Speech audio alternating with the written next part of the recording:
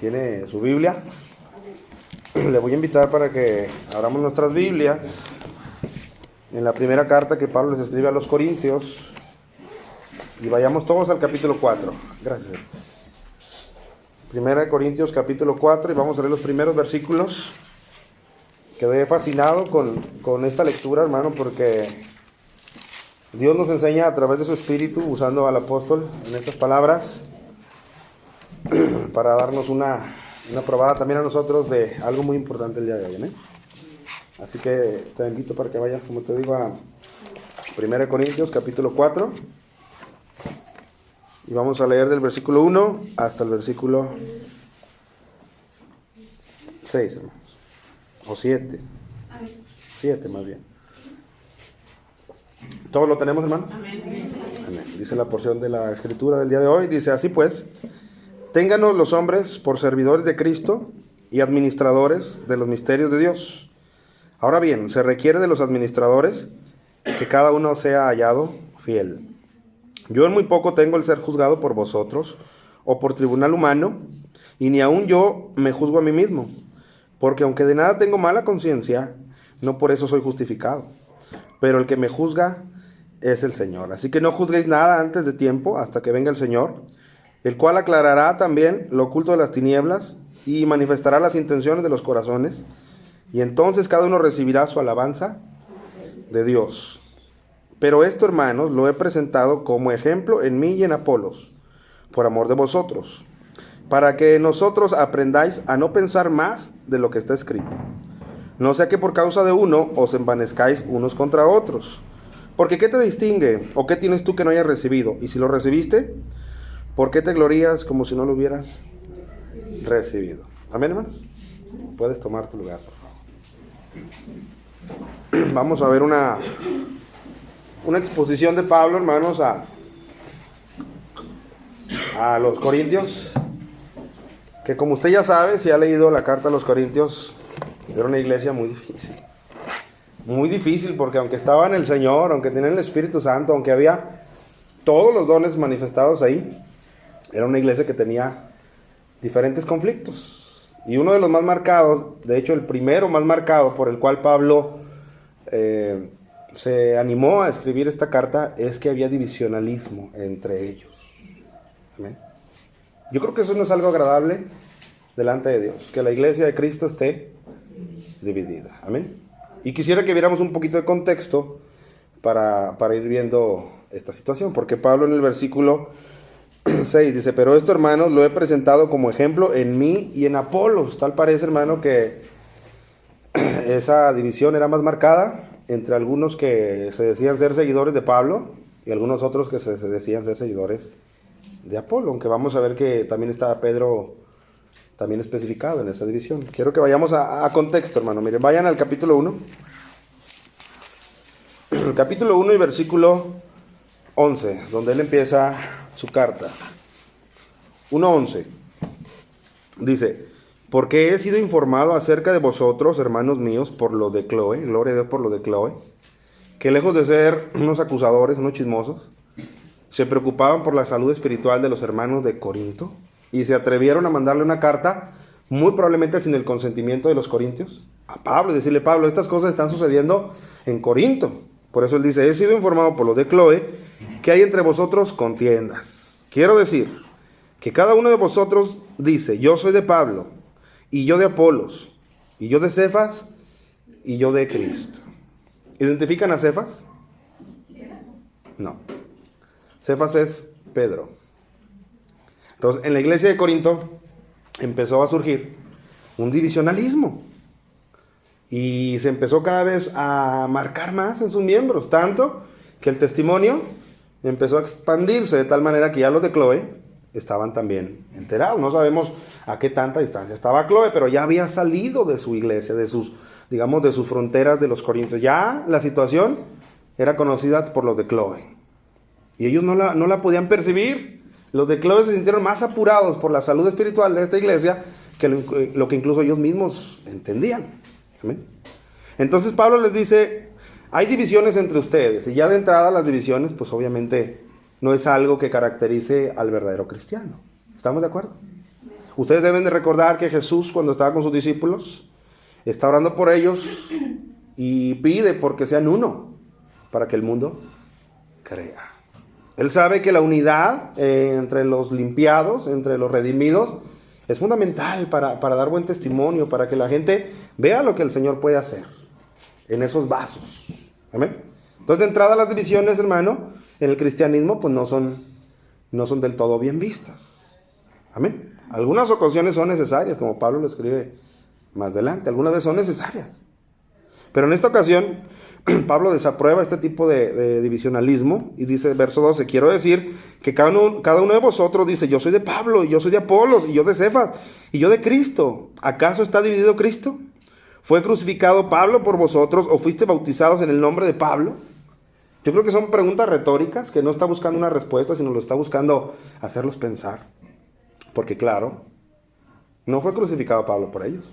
Tampoco fueron bautizados en el nombre de Pablo. Son preguntas que ellos ya saben, pero los está haciendo pensar y recordar de cómo habían sido sus inicios en el Evangelio. Y luego dice, doy gracias a Dios de que a ninguno de vosotros he bautizado, sino a Crispo y a Gayo. Versículo 17. Dice, pues no me envió Cristo a bautizar, sino a predicar el Evangelio. Tenía bien clarito, hermano, la gracia y la funcionalidad que el Señor le había otorgado a él. Amén. Dice, no me envió a bautizar, aunque he bautizado a alguno. Mi llamado ha sido para predicar el Evangelio. ¿Estamos de acuerdo? Y entonces en la iglesia de los Corintios hubo un malentendimiento de estos de diferentes líderes que llegaron hasta su congregación.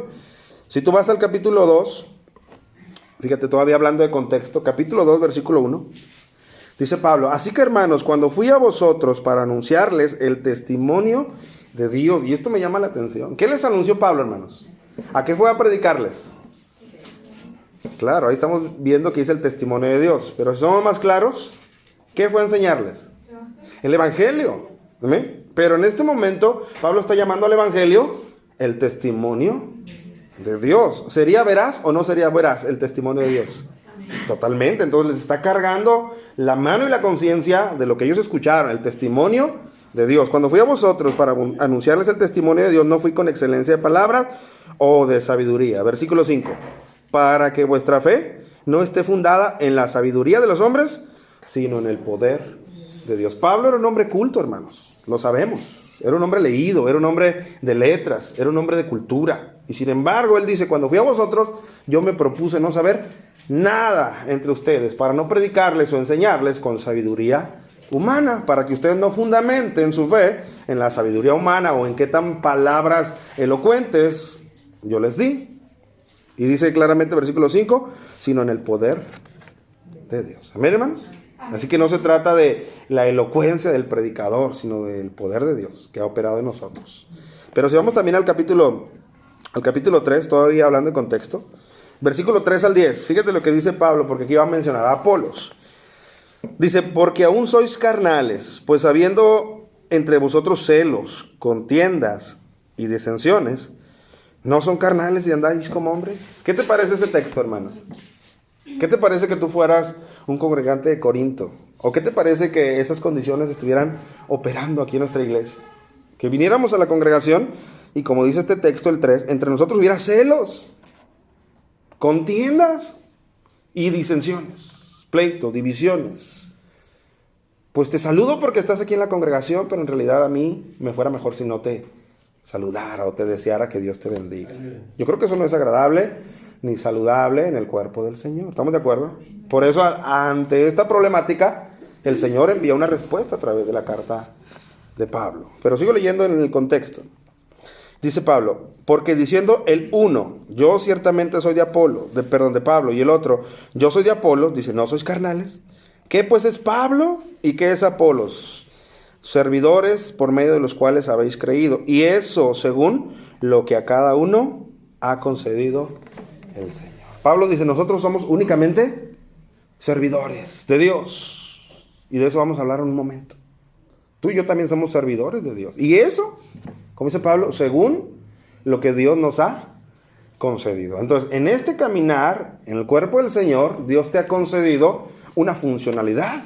Y en ocasiones será diferente a la funcionalidad que Dios le ha concedido a el otro hermano que también es parte de la congregación. Pero sin embargo, todos somos servidores del mismo Dios. Y dice Pablo, ¿qué es Pablo y qué es Apolos? Sino servidores por medio de los cuales habéis creído. Y eso según lo que a cada uno concedió el Señor. Dice Pablo, yo planté y Apolos regó, pero el crecimiento lo ha dado Dios. Y esa es una gran verdad, porque ahorita vamos a ir otra vez a contexto. Contexto sobre contexto. Dice Pablo, yo planté y Apolos regó, pero el crecimiento lo ha dado Dios, que es lo importante. Dice, así que ni el que planta es algo, ni el que riega, sino Dios que da el crecimiento. ¿Qué está haciendo Pablo, hermano? Le está dando toda la gloria al que la merece. ¿Estamos de acuerdo? Aún a pesar de que él ha tenido algo que ver, y Apolos también, en ese crecimiento. Uno plantó, el otro regó, pero sin embargo, ¿quién ha dado el crecimiento espiritual? De a poco quizás, hermano. Como muchas de las veces en nuestra vida lo exhiben, de a poco. Pero a final de cuentas, el crecimiento lo da Dios. Y el que planta y el que riega son una misma cosa. Qué bonito texto, hermano. Aunque tienen funciones diversas, el que planta y el que riega son una misma cosa, aunque cada uno recibirá su recompensa, conforme a su labor. Eso es algo de Cristo, eso es algo que Él otorgará en su venida, porque nosotros somos colaboradores de Dios y vosotros labranza de Dios, edificio de Dios, conforme a la gracia que me ha sido dada. Fíjate cómo Pablo reconoce nuevamente que su obrar, su trabajo, su ministerio, todo ha sido solamente conforme a la gracia que le ha sido dada. ¿Qué está haciendo con eso Pablo? A su propia vida. Está matando todo intento de altivez, todo intento de soberbia, toda raíz que se empezara a alzar de yo planté tantas iglesias, él las está matando para sí mismo cuando dice conforme a la gracia de Dios que me ha sido dada. O sea, lo poco, lo mucho, lo extenso de mi ministerio, todo ha sido conforme a la gracia de Dios que me ha sido dada. ¿Quién no reconoce eso en su vida, amado hermano? Si tienes 10 años, 5 años, 15 años en el evangelio, si ministras, si estás en alabanza, si das clases a los niños y predicas, ¿quién no reconoce que todo ha sido y sigue siendo por la gracia de Dios que hemos recibido en esa área específica? Amén. Y Pablo dice, conforme a esa gracia, yo como perito arquitecto puse el fundamento y otro edifica encima. Y luego nos vamos nuevamente al texto donde nosotros empezamos y dice Pablo, esto lo he contado como ejemplo entre Apolos y yo. Y me es muy interesante, hermano, para comprender esto, aunque vuelvo a insistir, estamos solamente hablando todavía de contexto. Todavía no llegamos al meollo del texto que quiero que nos bendiga en este día. Es contexto solamente. ¿Alguien recuerda a Apolos? ¿Alguien ha oído hablar de Apolos? ¿Quién recuerda algo de Apolos? Es que tenía una doctrina equivocada, ¿no? Incompleta. Vamos ahorita a ver qué era una doctrina incompleta. Incompleta. Miren, vayan todos a Hechos. Hechos capítulo 18. Es muy interesante la vida de Apolos, muy, muy interesante. Algunos especulan incluso que el libro de Hebreos, al no tener, digamos, claramente un autor, como en las otras cartas dice yo Pablo, algunos especulan que quizás el libro de Hebreos, por su contenido, pudiera haber sido escrito por Apolos. Yo en lo particular yo pienso que por la manera de escribir fue Pablo quien lo escribió, aunque no haya ciencia cierta la definición de quién lo escribió. Solamente lo comento para que veamos la capacidad que había Apolos. Ya tienen en Hechos capítulo 18. Vamos a leer versículo 1 al 9. Fíjense bien. Después de estas cosas, Pablo salió de Atenas y fue a Corinto. Ahí vemos a Pablo en Corinto. ¿Estamos de acuerdo? A los que después les escribió la carta. Y nadie había antes ido a predicar a Corinto. Fue Pablo el que llegó. Entonces vamos hasta el versículo 9, cuando Pablo está en Corinto. Entonces el Señor dijo a Pablo en visión de noche, no temas, sino habla y no calles, porque yo estoy contigo y ninguno pondrá sobre ti la mano para hacerte mal, porque yo tengo mucho pueblo en esta ciudad. Tal parece que Pablo, como nos lo revela en Corintio, él dice que cuando fui a vosotros estuve entre ustedes con mucho temor y temblor. Algo ocasionó que un hombre inquebrantable como Pablo, y que lo vemos en todo lugar, siempre no temeroso en Corinto, algo lo intimidó. Algo lo intimidó tanto que tuvo que ser el mismo Señor Jesucristo quien se le apareciera, como leemos en el versículo 9. Entonces el Señor dijo a Pablo en visión de noche: no temas, sino habla y no calles. Pablo, por alguna situación desconocida, estaba temeroso en Corinto. Quizá la ciudad era demasiado demandante, peligrosa, la mundanalidad, no lo sabemos. Pero Cristo le dice: no temas, sino habla y no calles, porque yo estoy contigo. ¿No es algo maravilloso, hermano? Que siempre cuando Dios ve nuestras etapas de temor, siempre Él quiere obviamente hacer que no lo tengamos, pero la razón principal que Él nos comparte es porque yo estoy contigo. ¿No es algo maravilloso, hermano?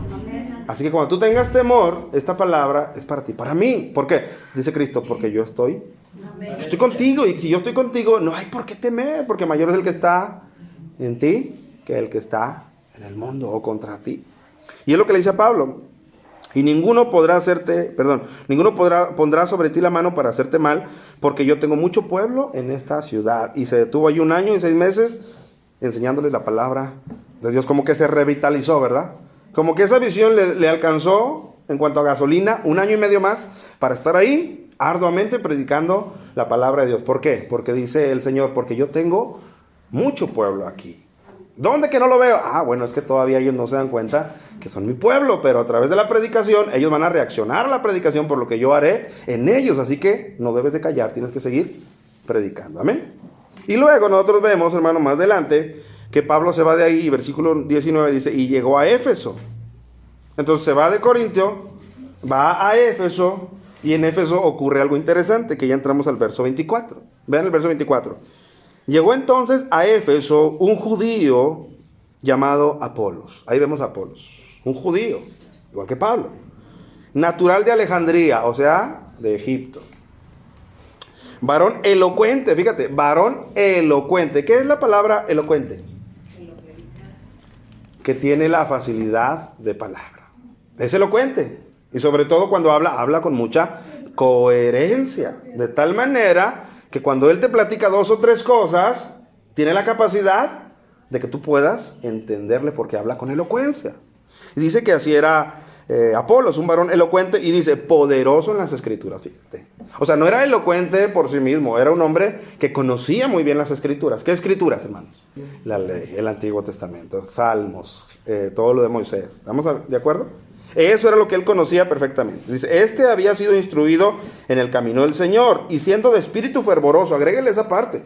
No solo era elocuente, sino era de espíritu, y si usted se fija, está espíritu con E chica, por lo tanto, eso era propio de su personalidad, no era una característica del Espíritu Santo.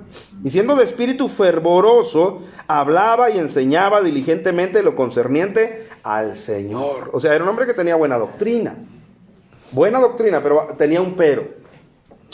Dice: y enseñaba diligentemente lo concerniente al Señor, aunque solamente conocía el bautismo de Juan. O sea, él conocía las profecías, y él hablaba de un Mesías venidero, y hablaba correctamente de un Mesías venidero, y él hablaba de un Mesías sufriente, y él hablaba de un Mesías que se levantaría de la tumba. Eso él lo entendía perfectamente, era poderoso en las Escrituras, pero tenía un pequeño detalle: que su doctrina estaba incompleta, porque aunque él sabía del Señor, él no sabía que ese Señor ya había estado presente. Fíjate, por eso dice: aunque solamente conocía el bautismo de Juan. Y comenzó a hablar con denuedo en la sinagoga, pero cuando lo oyeron Priscila y Aquila, le tomaron aparte. Estos son otros 2 compañeros de Pablo, un matrimonio.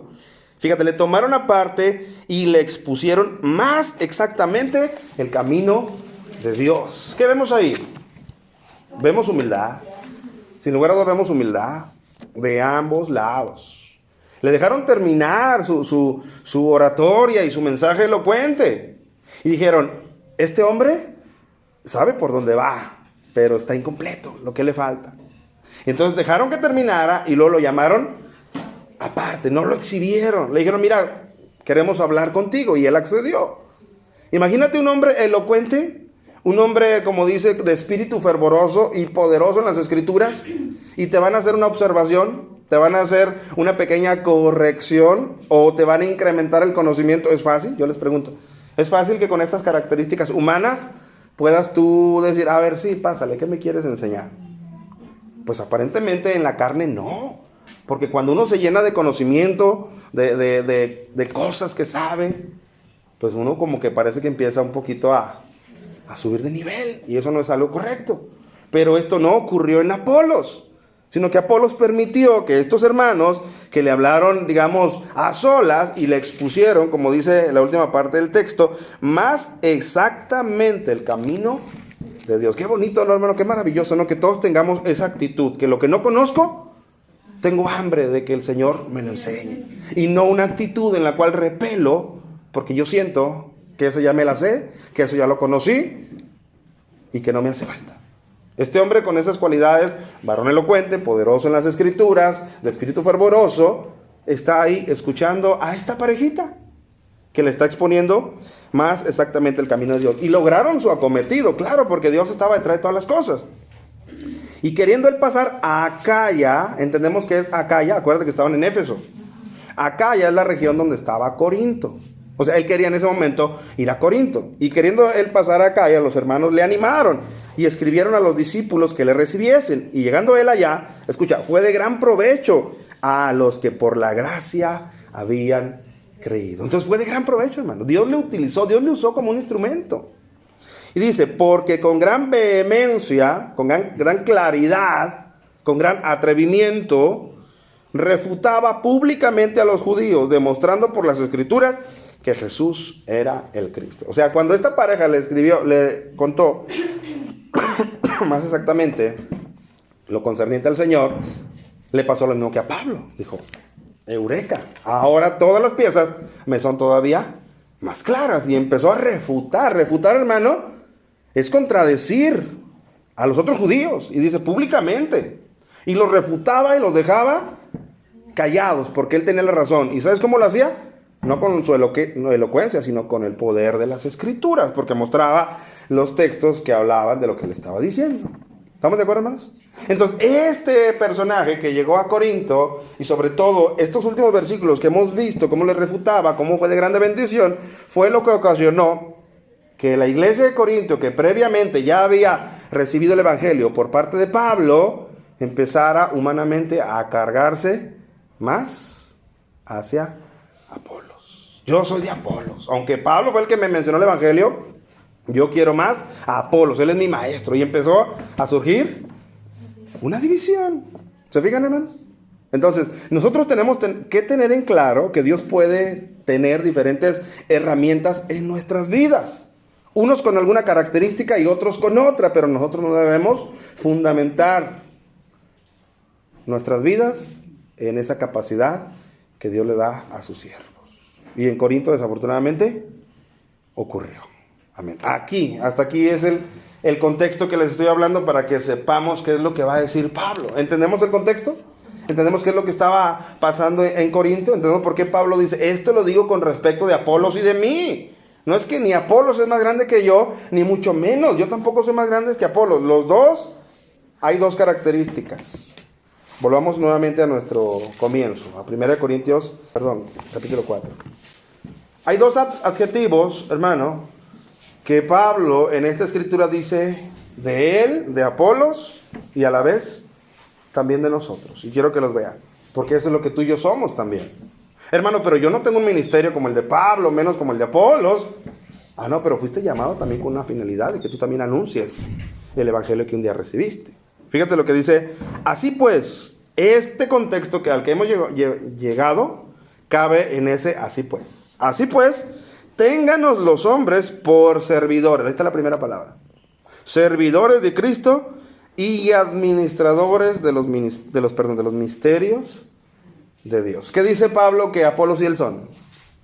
Y Pedro, y Andrés, y todos los demás.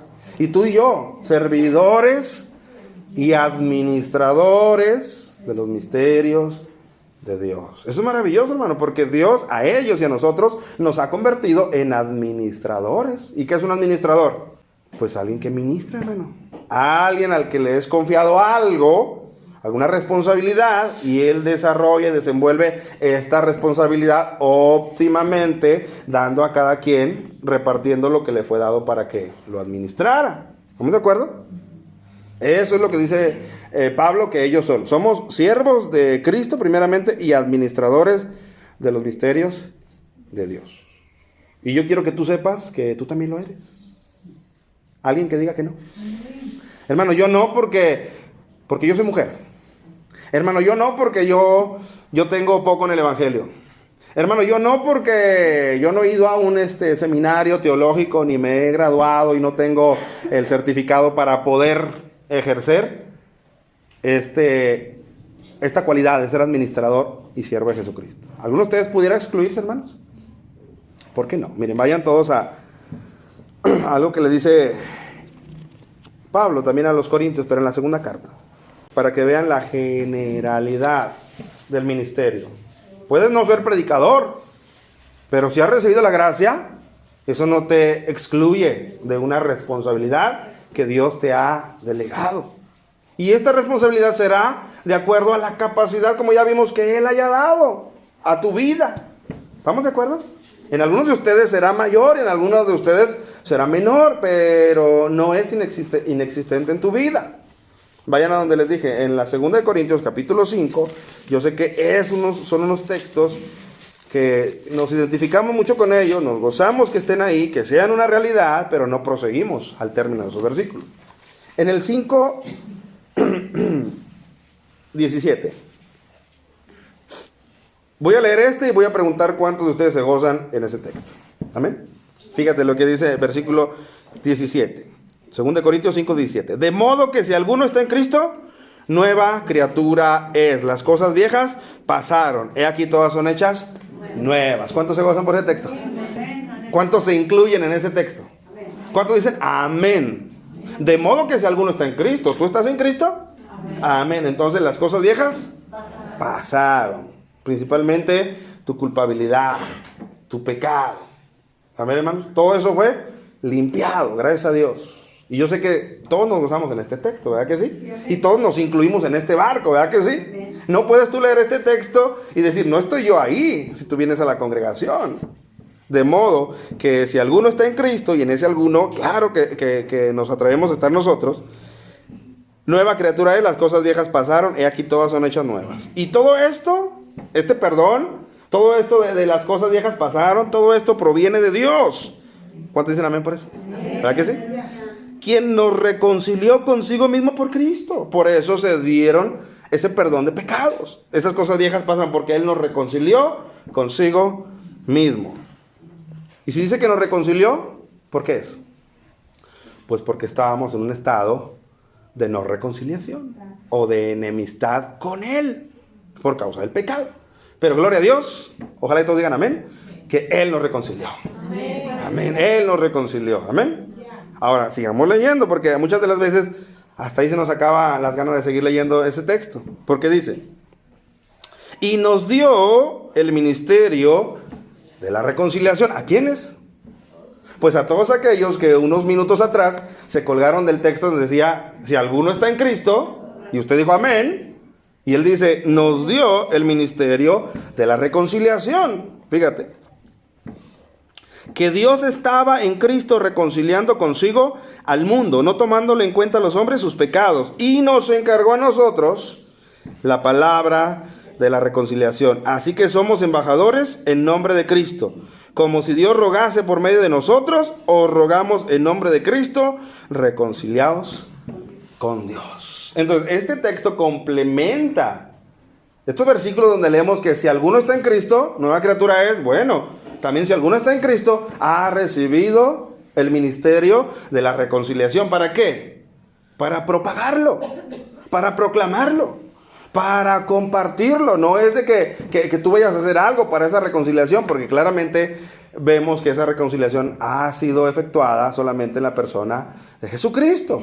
Pero nosotros, hermanos, se nos otorgó esa responsabilidad y a la vez ese privilegio de propagar ese ministerio de la reconciliación. Lo que un día recibimos, ¿o no, mis hermanos? Entonces, alguien podrá levantar la mano y decir, no, hermano, no, yo no soy un administrador de la gracia de Dios. Yo no, hermano, porque como le dije, yo todavía no estoy muy bien preparado. Yo todavía no me siento capacitado. Es más, hermano, ese hombre Apolos era un hombre elocuente. Yo me trabo todo. A mí ni me entiende nadie, ni los buenos días.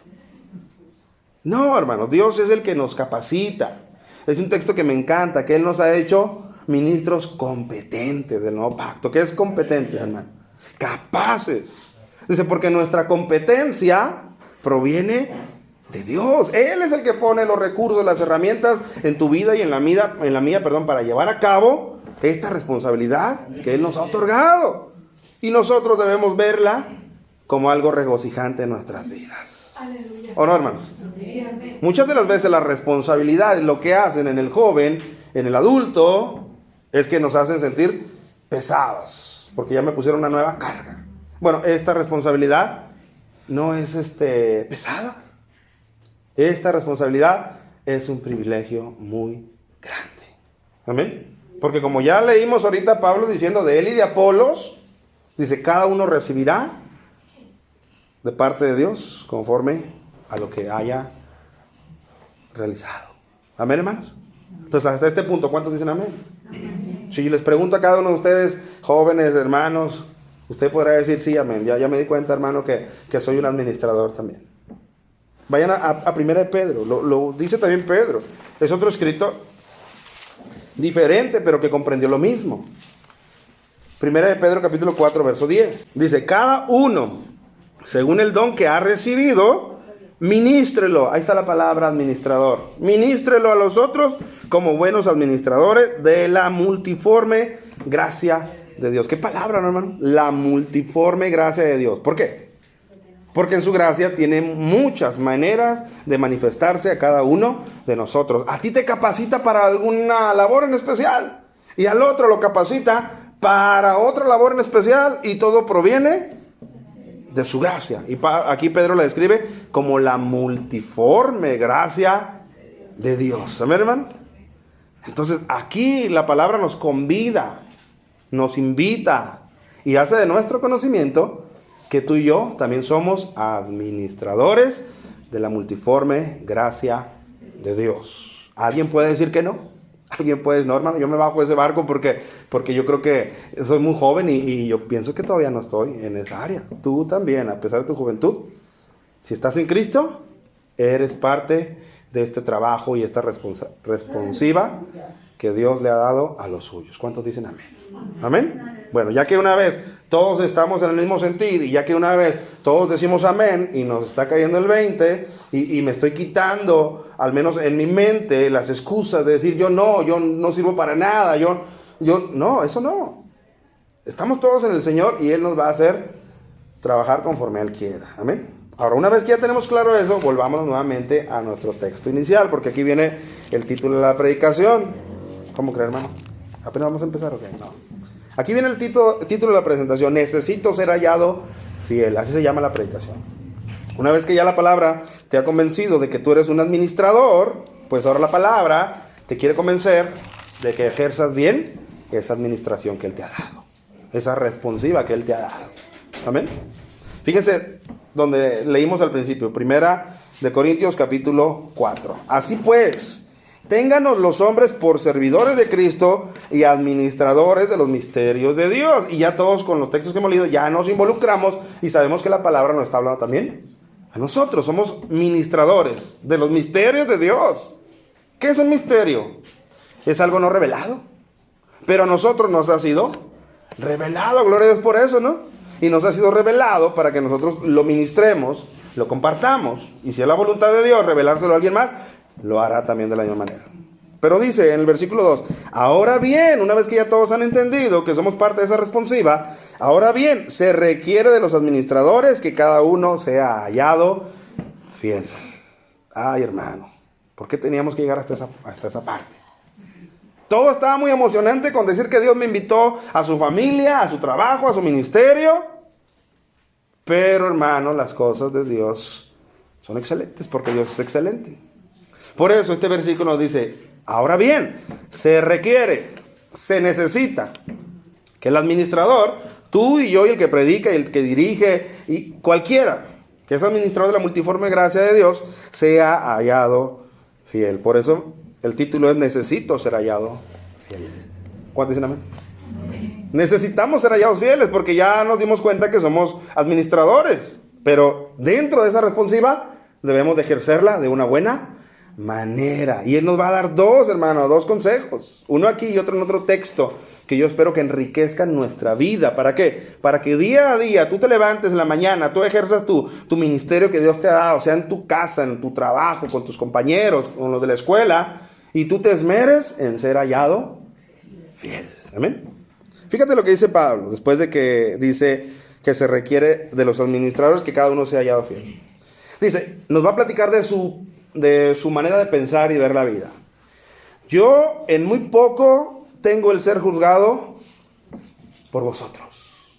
¿Te fijas, hermano?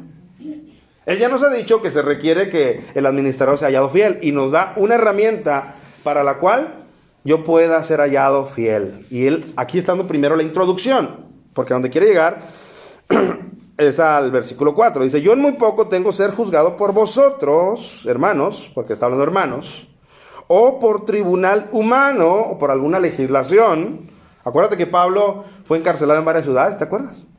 Dice, yo en muy poco, en casi nada, tengo el concepto que ustedes tengan de mí, o que algún juicio, algún tribunal humano me juzgue. E incluso él dice, y ni aún yo me juzgo a mí mismo. Hermano, no estaremos cayendo en una liberalidad de no importar lo que alguien más considere de mí. No estaremos rayando en la peligrosidad de que este texto a mí me dé el permiso de decir, Pablo no le importaba lo que los demás pensaran de él. Por lo tanto, voy a vivir con esa mentalidad, que nadie se meta en mi vida. Pudiéramos rayar en lo peligroso, pero no es así, porque para eso existe el siguiente versículo. Fíjate lo que dice el siguiente versículo. Porque aunque de nada tengo mala conciencia. ¿Cómo vivía Pablo, hermano? ¿Cómo vivía? En paz, con la conciencia tranquila. ¿Y cómo se ocupa eso? ¿Cómo se ocupa vivir delante de Dios con una conciencia tranquila? Cuando la conciencia es el órgano que Dios ha puesto en todo ser humano, creyente y no creyente, está ahí. Algunos la tienen anestesiada, algunos la tienen sometida, y cuando la conciencia quiere hacer un señalamiento, se le dice, tú no opines, pero está ahí. Pero Pablo dice, porque aunque nada tengo mala conciencia. O sea, me muevo con libertad delante de donde yo siempre estoy. Es interesante, ¿no? Por un lado nos dice que los administradores seamos hallados fieles. Por otro lado dice que le tiene sin cuidado el juicio que ustedes cristianos hagan de mí, o tribunal humano, y aún incluso mi propio juicio, no me importa nada. ¿Por qué? Vamos a un ejercicio, hermano. Si yo me juzgo a mí mismo, ¿qué pasaría con mi juicio? Dígame, ¿voy a salir aprobado o reprobado si yo me juzgo a mí mismo? Aprobado porque mis errores los voy a justificar. Es que tuve una infancia así. Es que nadie me entiende. Mis errores los voy a justificar. Y en mi juicio yo voy a salir exonerado. ¿O no, mis hermanos? Y Pablo dice, ni siquiera yo mismo me juzgo a mí. Y él añade, porque aunque nada tengo mala conciencia. O sea, ¿cómo puedo yo tener en toda mi vida una conciencia que no me acuse? Bueno, pues viviendo íntegramente delante de Dios. ¿Y cómo se hace eso? Terminemos ese texto. Mira, terminemos. Él dice, porque aunque nada tengo mala conciencia, así que con esa frase, él liquida todo permiso de algún cristiano, digamos, vivillo, vivaz, que diga, voy a vivir como quiera, al cabo ni a Pablo le interesaba cómo veían su vida. No, porque su vida la vivía bien, no dando pie a nada malo. Por eso vivía con una conciencia tranquila, pero él sabía, dice, no por eso soy justificado. Aunque él tenía una buena conciencia que no le acusaba, él sabía que no por eso es que él alcanzaba justificación delante de Dios. Y muchos, hermanos, tropiezan en este punto. Muchos piensan que porque su conciencia no les acusa, o porque su conciencia les dice, mira, tú no eres un asesino, tú no eres un drogadicto, tú no eres un homosexual, tú no has robado. Entonces, como su conciencia no les acusa de eso, entonces su estándar y su conclusión es decir, pues yo estoy Estoy bien, como si fuera su conciencia la capacitada para justificarles a ellos delante de Dios. ¿Y verdad que eso no se puede? Yo puedo tener una conciencia tranquila con mis actos cuando yo ni siquiera conozco que mis actos son detestables delante de Dios. Y como no conozco que son detestables delante de Dios, yo puedo vivir tranquilo haciéndolos. Al cabo, así viven todos. Ese es el común. O Dios nos ama así como somos. Entonces mi conciencia va a jugar un papel en mi contra. ¿Estamos de acuerdo, hermano? Pero yo quiero revelarle, según este texto, lo que Pablo hacía, porque nos está revelando su mentalidad. Porque no hemos terminado de leer ese texto. Porque aunque de nada tengo mala conciencia, no por eso soy justificado, pero el que me juzga es el Señor. Este era el freno que había todo el tiempo en su vida. Esta conciencia de que todos sus actos estaban siempre delante de la presencia de Dios, hacía que a él le importara poco lo que los demás dijeran, la aprobación o desaprobación de los demás, porque para él lo que le era interesante y sobresaliente era el saber que en todo el tiempo él estaba delante del juicio de Dios. El que me juzga es Dios, así que yo anulo el juicio que tengan ustedes de mí, anulo lo que los tribunales humanos digan de mí, anulo incluso el bien salir librado cuando yo me juzgo a mí mismo, y todo el tiempo tengo en mi mente que el que me juzga es el Señor. ¿Cuánto bien nos haría a nosotros para mantener una conciencia que no nos acuse si todo el tiempo también fuera nuestro parámetro? Saber que donde yo ande, donde yo me mueva con las amistades, lo que yo hable, lo que yo piense, todo está siendo pasado por el filtro de mi Señor. Yo no digo que en todas las iba a salir bien. Yo no digo que Pablo en todas las salía bien. Pero sí digo que la conciencia de que esto fuera una realidad en su vida le hacía a él esforzarse por guardarse lo más posible delante de Dios para ser hallado fiel. ¿Amén, hermanos? Amén. ¿Qué ocurre, mis amados hermanos, cuando estamos en algún lugar lejos de la congregación y no hay ningún hermano ni ninguna hermana que se congrega junto con nosotros? A veces nos da una sensación de libertad. Al cabo, nadie de la congregación está a mi lado y puedo hablar, pensar, ver, que al cabo nadie me conoce. E inmediatamente cuando en eso se añade un hermano de la congregación, otra vez mi actitud vuelve a cambiar y como que me comporto. ¿Por qué? ¿Por qué ocurre eso? Si Pablo nos está enseñando, yo muy poco tengo el juicio que tú tengas de mí, yo siempre en todo el tiempo me muevo sabiendo que el que está juzgando mi vida es el Señor. ¿Verdad que nos ayudará mucho, hermanos, saber esto igual que Pablo? ¿Verdad que nos ayudaría a tener una buena conciencia delante de Él? Amados hermanos, esto ocurre en un gran sector de cristianos. Vuelvo a leer. Yo en muy poco tengo el ser juzgado por vosotros. ¿Cuántos cristianos no hay que su confianza o su gozo están puestos en las buenas palabras, en los piropos espirituales que otros les lanzan? Tú eres un buen hermano. Y le dicen el por qué y por qué. Tú haces excelente lo que haces. Y esa persona lo abraza y camina con ese criterio de los demás. Pero ¿qué ocurre cuando es a la inversa? ¿Qué ocurre cuando alguien te señala, te desacredita, te juzga, te hace a un lado? ¿Qué ocurre en tu vida? Pues muchas de las veces sientes sus palabras y piensas todo está perdido. Pablo dice, yo no me dejo llevar por ni lo bueno ni lo malo que ustedes hablen de mí, porque al final de cuentas ustedes no me van a dar ninguna corona. El que me va a coronar va a ser mi Señor, delante del cual todo el tiempo estoy consciente que estoy delante de Él. Amén, hermanos. Amén.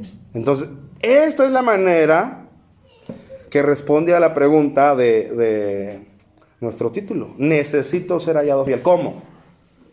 Sabiendo que todo el tiempo,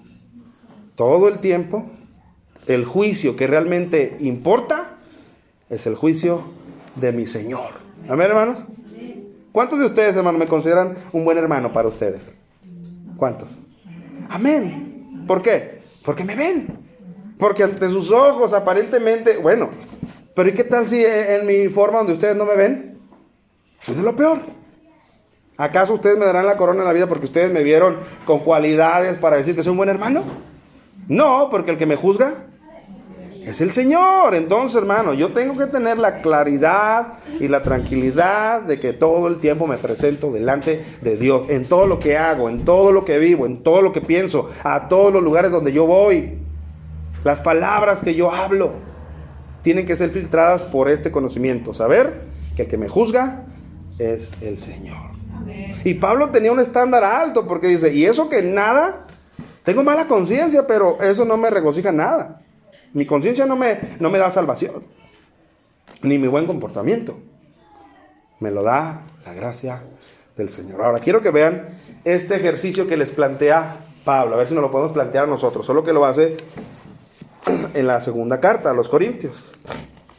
Vayan todos al capítulo 13, segunda de Corintios capítulo 13. Es un ejercicio que pudiera ser muy bueno para cada uno de nosotros. Segunda de Corintios capítulo 13, versículo 5.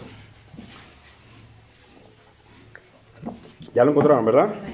Dice Pablo, examinaos a vosotros mismos si estás en la fe. Plantéate un examen cotidiano y periódico si estás en la fe. Si tus acciones son congruentes a la fe que dices tener. Si tus motivaciones, tus emociones, tu andar es congruente a la fe que dices tener. Probaos a vosotros mismos. Fíjate, a pesar de que en el otro nos dice Pablo, ni yo mismo me juzgo, dice, no me juzgo, o sea, no saco una sentencia de lo mío, pero claro que periódicamente hago balances preliminares sobre si estoy en la fe o no. ¿No sería algo maravilloso, hermano? Balances preliminares y objetivos de si estoy en la fe, en la cual el estándar sea la palabra de Dios. Porque si otra vez pongo mi conciencia como el estándar, pues entonces me las voy a pasar yo mismo. ¿Estamos de acuerdo? Vuelvo a leer. Examinaos a vosotros mismos si estáis en la fe. Probaos a vosotros mismos.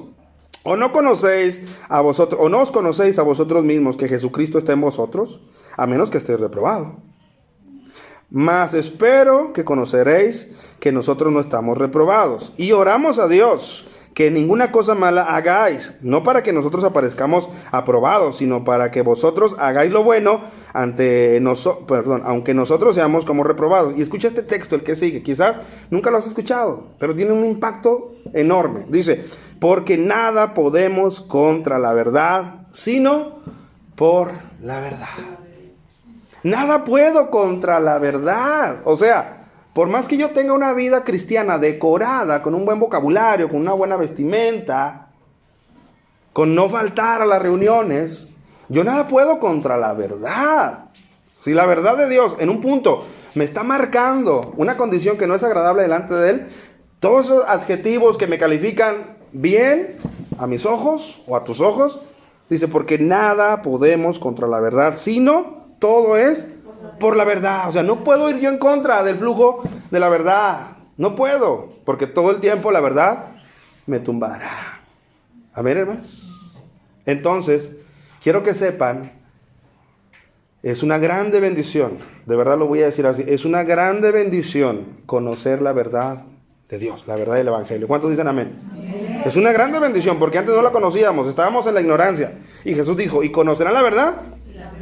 Y la verdad los hará libres. Pero quiero que no nos vayamos tan rapidito. Quiero que vayamos un poquito a lo que dice Primera de Juan. Vayan a Primera de Juan. Primera de Juan, capítulo 1, versículo 6, teniendo el contexto de que somos bendecidos de conocer la verdad. Amén. Antes no la conocíamos y ahora sí la conocemos. Y gloria a Dios por eso. Amén. Vayan a Primera de Juan, capítulo 1 y versículo 6. Si decimos que tenemos comunión con Él, que todos decimos eso, ¿verdad que sí? Todos tenemos comunión con Él. Dice, y andamos en tinieblas, mentimos y no, subraye lo que dice. Dígalo fuerte. Practicamos la verdad. ¿Qué es lo que está diciendo Juan? Que la verdad no basta con solamente conocerla. Es una grande bendición que su luz haya llegado a nosotros para conocer la verdad cuando estábamos ignorantes, ¿verdad que sí? Porque su verdad nos ha hecho libres, como dice Cristo. Pero una vez que su verdad nos ha hecho libres, la palabra misma nos pide y nos demanda a nosotros que no te quedes en conocer la verdad, sino que ¿qué? En que practiques la verdad. Porque si yo no practico la verdad El conocimiento de ella no me lleva absolutamente a nada. Sigo estando en tinieblas y no tengo comunión, como digo, tenerla con Dios. Amén, hermanos. ¿Se fijan por qué el texto anterior decía? Porque nada hay contra la verdad, sino por la verdad. Una vez que Dios mismo nos iluminó, hermano, para conocimiento de Él, y que paulatinamente Él agrega conocimiento, o no lo hace, hermano, con predicaciones, con mensajes, con sermones. Él agrega conocimiento a nuestras vidas. Pero Él agrega conocimiento para que ese conocimiento solamente sea un motor que nos mueva a llevar a cabo esa verdad. De nada sirve almacenar la verdad en el corazón cuando no la puedo o no la quiero practicar. Porque si no practico la verdad, hermano, no tengo comunión con Dios. Hermano, pero es que yo sí sé la verdad. He conocido a muchas madres creyentes y dentro de su pesar, porque sus hijos no son creyentes, dicen, pero mi hijo conoce. Pero mi hijo conoce porque un día estuvo en la iglesia. Pero mi hijo, sí conoce. Pero no basta con conocer. Ese conocimiento llegó a su vida y a nuestras vidas, no solo para engrandecernos y llenarnos de datos, de información, sino para que ese conocimiento nos haga andar como a Él le agrada. O sea, practicar la verdad. Amén, hermanos. Amén. Tercera de Juan, que también tiene solo un capítulo. ¿Lo tienen? Amén. Dice, el anciano Agayo, el amado, a quien amo en la verdad. Amado, yo deseo que tú seas prosperado en todas las cosas y que tengas salud, así como prospera tu alma. Ya he hablado de él. Era un hombre tan bienaventurado y tan bendecido que Juan le decía, mira, yo quiero que por fuera andes como por dentro. Amén. O sea, por fuera andes como por dentro, porque por dentro andas muy bien, de salud espiritual. Quisiera que por fuera anduvieras igual, pero a lo mejor estaba enfermo en ese momento. Dice, pues mucho me regocijé cuando vinieron los hermanos y dieron testimonio de tu verdad. Y luego dice, y de cómo andas en la verdad. ¿Te fijas? Hubo unos hermanos que vinieron hasta Juan, ya siendo el anciano, y le dijeron, ¿a qué no sabes qué, Juan? Estamos gozosos y agradecidos por Gallo. Gloria a Dios por la vida de Gallo, porque ese es un hombre que conoce la verdad. Es más, no solo conoce la verdad, ese hombre camina en la verdad. ¿Te fijas cómo no es solamente, no basta con conocer la verdad? Para que yo sea hallado fiel, para que yo sea aprobado delante de Dios, lo primero es conocer la verdad. Pero yo tengo que inmediatamente poner en práctica mi caminar en esa verdad. Por eso dice, dieron testimonio de tu verdad, de cómo andas en la verdad. No tengo yo mayor gozo que el oír que mis hijos andan en la verdad. Y ahí está la palabra andan, que quiere decir caminan, no están estacionados, tienen movimiento en ese camino de la verdad que ya han conocido. Amén, hermano. Entonces, ¿de qué me sirve yo que la palabra me revele una verdad clara en mi vida? El perdón, el amor, la salvación, la santidad. Y luego yo, cuando escucho esa palabra clara, yo me rehúso a caminar ese camino, aunque ya la verdad ya me lo aclaró, y lo que quiere Dios es que yo camine por ese camino, el del perdón, el del amor. Oh no, yo me quedo aquí. Yo me quedo aquí. ¿De qué sirve? De nada. ¿Por qué? Porque no tengo comunión realmente con Dios, porque estoy en tinieblas, porque su verdad no fue nada más para que tú en aquel día te presentaras y le digas al Señor, Señor, yo te conocí. No. Yo te di mi conocimiento, mi verdad, para que caminaras en la verdad. ¿Amén, hermanos? Esa es una manera en las cuales, ya que vimos que somos administradores y se requiere que los administradores sean hallados fiel, lo prioritario, hermanos, es que yo todo el tiempo esté consciente de que quien realmente me juzga es Dios. Él es el que me juzga. ¿Estamos de acuerdo? ¿Cuántos dicen amén? Amén. ¿Verdad que sí? Imagínense vivir solamente entre cristianos. Pues claro que todos ahí nos animamos, nos echamos ganas, hermano, y ahí no vamos a hacer ninguna maldición, no vamos a tener ningún mal pensamiento, pero nada más nos disparamos y la cosa arde. Pero la verdad que Dios ha puesto en los corazones es suficiente para ayudarnos a andar en ella. Amén. Y todo esto ayudará mucho a nuestras vidas cuando yo estoy consciente que el que me juzga es el Señor. ¿Le puedo sobornar, hermano, al Señor? Ah, Dios, pásamela poquito, Dios, nada más dame chance poquito. ¿Puedo sobornarlo? ¿Puedo sentirme gozoso porque Dios no vio tal o cual acción que yo cometí, como cuando el hermano no la ve y yo me siento, aquí no ha pasado nada, al cabo, nadie me vio? ¿Puedo con Dios tener la misma actitud de que aquí no ha pasado nada? Puedo incluso, hermano, cuando alguna acción buena, pero motivada por una intención mala, puedo levantar la frente y decirle, Dios, me debes algo. ¿Por qué? Porque hice una acción. No, porque Él conoce hasta las intenciones. Entonces, para cerrar, mis amados, vuélvanse al texto que nosotros empezamos a leer y ahí vamos a ir cerrando. 1 Corintios capítulo 4. ¿Verdad que es muy bueno, hermanos, hacernos un examen periódico, continuo, de cómo andamos en la verdad o de que si andamos en la fe? Examínate, a ver, ¿cómo he hablado en las últimas semanas? ¿Cómo he reaccionado en las últimas semanas? ¿Qué tanto me he propuesto anunciar con denuedo la palabra a alguien más? ¿Qué tanto le he bajado a mis irritaciones o a mis reacciones? Eso es una manera de examinarnos a nosotros mismos. ¿Estamos de acuerdo? Entonces terminemos. Dice, así pues, ténganos los hombres por servidores de Cristo y administradores de los misterios de Dios. Ahora bien, se requiere que los administradores cada uno sea hallado fiel. Yo en muy poco tengo ser juzgado por vosotros o por tribunal humano, y ni aun yo me juzgo a mí mismo, porque aunque en nada tengo mala conciencia, no por esto soy justificado.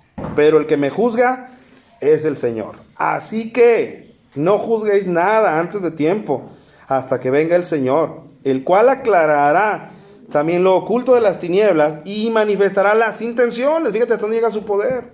Hasta las intenciones de los corazones. Y entonces cada uno recibirá su alabanza de Dios. Y sabes, hermano, en el cristianismo es asombroso cuánto tiempo se desgasta entre cristianos que tal vez no tienen el mismo conocimiento. Y se empieza a desgastar unos y otros. Es que a ustedes les falla aquí, a ustedes les falla allá, y ustedes no son salvos, y ustedes están perdidos, y nomás nosotros, y nomás nosotros. Es un desgaste. Y dice, así que no juzguéis nada antes de tiempo, hasta que venga el Señor, el cual, Él es el único determinado para hacer ese juicio. Así que ¿yo quién soy? No. Nadie. ¿Y por qué si yo soy nadie? ¿Por qué mi dedo a veces parece que tiene fuego? O mi lengua, para señalar a el otro que tal vez no piensa de la misma manera que yo. Cuando aquí claramente está diciendo, Él es el que juzgará todo en su venida. Dice, el cual aclarará también lo oculto de las tinieblas y manifestará las intenciones de los corazones. Y entonces cada uno recibirá su alabanza de Dios. Un día serás recompensado, mi amado hermano, por lo que estás haciendo en este momento. Un día recibirás una recompensa del Señor. Amén. Así que yo te animo, sea cual sea el área en la cual Dios te tenga contemplado para llevar a cabo su administración, hazlo fielmente, hazlo íntegramente, hazlo con gozo, hazlo como para Él. Amén. Hazlo sabedor de que un día, esta vida, si dura toda la vida tu servicio, ese servicio tendrá su paga cuando Él venga y tú recibas su alabanza de Él. Amén, hermanos. Y último versículo. Pero esto, hermanos, lo presento como ejemplo de mí y de Apolos, por amor de vosotros, para que nosotros, escucha, aprendáis a no pensar más de lo que está escrito. No sea que por causa de uno os envanezcáis unos a los otros. Y eso estaba pasando. Por causa de unos que les empezó a ganar la oratoria de Apolos, la elocuencia de Apolos, más allá que el mensaje que les exponía, sino su oratoria o su capacidad, empezó a surgir el sectarismo, el divisionalismo. ¿Y el amor de Cristo, hermano, dónde quedaba? Imagínate en la congregación de Corinto, porque ya está marcado por los de Cloé que unos decían, yo soy de Pablo y yo soy de los de Apolos. Imagínense que aquí fuera Corinto y aquí estuvieran representados los hermanos de Apolos. Y acá, los de Pablo. Ellos se consideraban. Y acá los de Cefas. Y acá los liberales, porque había otros que decían, yo soy de Cristo, a mí no me pongan a ninguno. Yo nada más quiero servir a Cristo. Amén, hermanos. No está dividido Cristo. Y Cristo ha establecido maneras de cómo organizar su cuerpo. Amén, hermanos. Así que yo te recomiendo que si en algún momento a tu corazón le llega una pizca de este envanecimiento, cierro con esto, dice, para que nosotros aprendáis a no pensar más de lo que está escrito. No pienses más de ti de lo que tú mismo eres, hermano. Por más bien que lo hagas. Amén. Por más bien que lo hagas. Tampoco pienses tan mal de ti por más mal que lo hagas. Date cuenta que es el Señor el que te va a ir capacitando. Aunque en este momento no tengas la capacidad, Él te va a capacitar de a poco. Amén. Porque ¿qué te distingue? ¿O qué tienes que no hayas recibido? Y si lo recibiste, ¿por qué te glorías como si no lo hubieras recibido? Sea conocimiento, sea capacidad, sea ministerio, sea elocuencia, sea espíritu fervoroso.